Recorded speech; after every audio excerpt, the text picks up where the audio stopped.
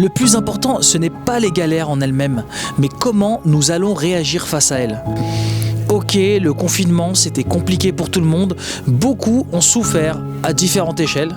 Dans certains pays, les personnes n'ont même pas accès à des soins. On les a vus tomber littéralement comme des mouches. Il y en a qui n'ont pas accès à l'eau potable. L'eau qu'ils boivent, on ne l'utiliserait même pas pour laver notre propre voiture. Notre frigo est toujours plein. Quand on ouvre le robinet, est-ce qu'on a de l'eau? Bien sûr que oui. On a de l'eau chaude, de l'eau froide, la grande classe. On a la possibilité de choisir. Est-ce qu'on a un toit pour s'endormir? Oui. Donc tout va bien. Au final, si on réfléchit bien, nous avons passé un confinement dans le grand luxe. Donc là où certains voient des problèmes, d'autres voient une opportunité. Nous allons être confrontés à des obstacles tout au long de notre vie. Il y en aura des galères, des petites, des plus grosses, mais c'est normal et ça fait partie de la vie. Dites-vous toujours, c'est moi qui ai le contrôle et pas mes émotions. Je ne cède pas à l'excitation, je ne cède pas à la panique. Quand on panique, on fait des erreurs, on s'affole et on se précipite dans le gouffre. Dans la vie de tous les jours, les obstacles nous rendent émotifs. Donc ça peut être un examen oral pour un étudiant, une présentation pour un entrepreneur, un entretien pour le salarié ou encore une compétition pour un sportif. Le plus souvent, on va réagir de manière très émotive et tout cela ne fait qu'aggraver les choses. On arrête de réfléchir clairement et nous perdons notre lucidité, nous sortons de notre concentration et nous perdons de vue notre objectif principal. On se retrouve à réagir, mais pas ce à quoi on devrait réagir, mais plutôt à ces hormones de stress, ces hormones de survie qui bouillonnent en nous. Et c'est la source de la plupart des problèmes qui nous font perdre nos moyens. Cette incapacité à nous maîtriser et à bien gérer nos émotions. La seule façon d'y faire face et d'y survivre, c'est de garder le contrôle de nos émotions. Comme le disait si bien Nassim Taleb, la véritable force réside dans la domestication de nos émotions. Être capable de garder son sang-froid, quoi qu'il arrive et peu importe les événements. S'il y a bien un talent que l'on doit apprendre à développer, c'est bien l'art de ne jamais paniquer. Les stoïciens l'avaient très bien compris, ils appelaient ça apatheia. Apatheia, c'est toute une philosophie sur le fait de ne jamais laisser la négativité s'installer, d'être impassible face à ces émotions négatives et ne pas les laisser nous déstabiliser.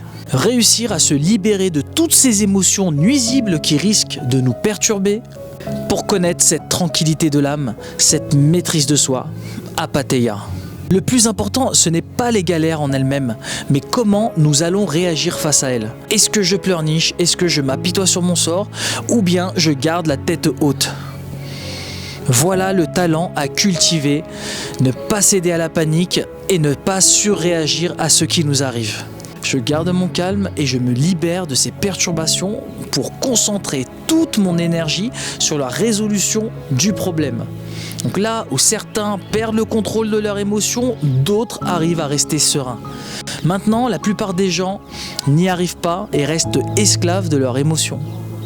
Mais ce n'est pas vraiment de notre faute, on ne nous a jamais appris ça à l'école. On n'a eu aucun cours sur apprendre à contrôler ses émotions ou alors comment bien gérer la pression. Les professeurs ne sont pas formés pour ça et eux-mêmes en auraient autant besoin que leurs élèves. Et c'est pareil pour les parents qui n'ont pas les compétences pour aider leur enfant à ce niveau-là. Et parfois c'est même encore pire ce qui se passe. On va avoir des parents qui vont transmettre au quotidien tout leur stress à leur enfant. Bien évidemment, ce n'est pas voulu de leur part, mais c'est important d'en prendre conscience pour éviter de les conditionner dans le mauvais sens. Dans la vie, quand on est incapable de se maîtriser, on est incapable d'améliorer la situation. Au contraire, on va avoir tendance à l'empirer. Râler ou s'apitoyer sur son sort ne va pas aider à résoudre le problème. Au contraire, on va se faire de plus en plus de films, on va commencer à douter de nous-mêmes, et résultat, pour que la situation devienne encore plus préoccupante. Dans les moments difficiles, il faut plutôt leur apprendre à garder leur calme et à améliorer justement leur capacité à se canaliser pour être capable de mieux contrôler leurs émotions.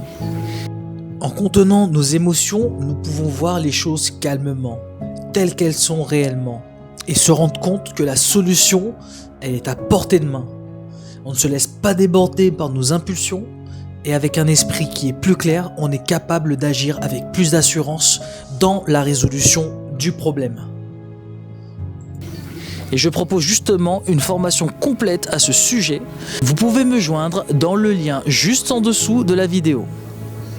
La vidéo touche à sa fin, je vous remercie d'avoir regardé jusqu'au bout. Un petit like, ça fait toujours plaisir. Un abonnement, c'est encore mieux. À très bientôt dans une prochaine vidéo.